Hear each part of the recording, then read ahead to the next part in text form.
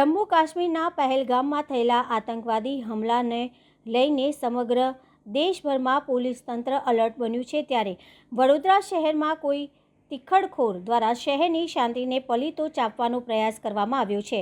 શહેરના કારેલીબાગ વિસ્તારમાં જાહેર માર્ગ ઉપર પાકિસ્તાનના ફ્લેગના સ્ટીકરો લગાવતા વિવાદો સર્જાયા છે।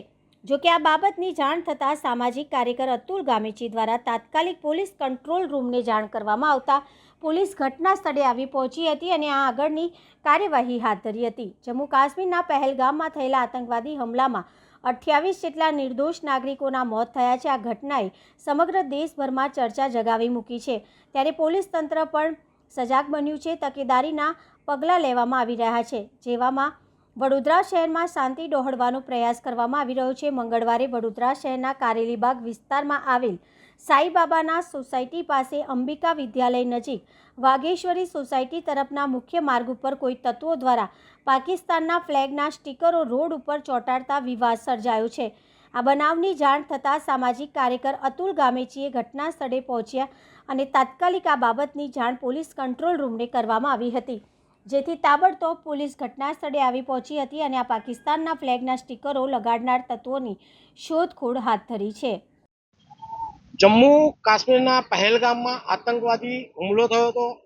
તેમાં 26 થી 27 થી વધુ લોકોના ત્યાં મૃત્યુ થયા છે અને આતંકવાદી હુમલો એટલો ગંભીર હતો કે લોકોને ત્યાંથી જીવ બચાવીને ભાગવું પડતું હતું।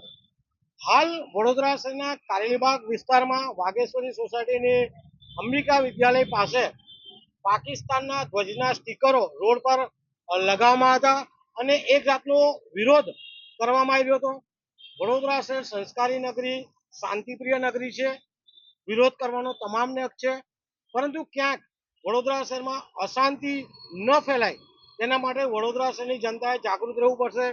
સાથે વડોદરા શહેર પોલીસે પણ જાગૃત રહેવું પડશે। બીજી વાત એ છે કે ભારતના પ્રધાનમંત્રી સાહેબને અમારી એક જ વિનંતી છે કે પાકિસ્તાન આતંકવાદ ફેલાઈ રહ્યો છે, આતંકવાદીઓને પનાહ આપી રહ્યો છે, તો પાકિસ્તાનને નકશા પરથી નેસ્તનાબૂદ કરે તેવી અમારી માંગ અને વિનંતી છે।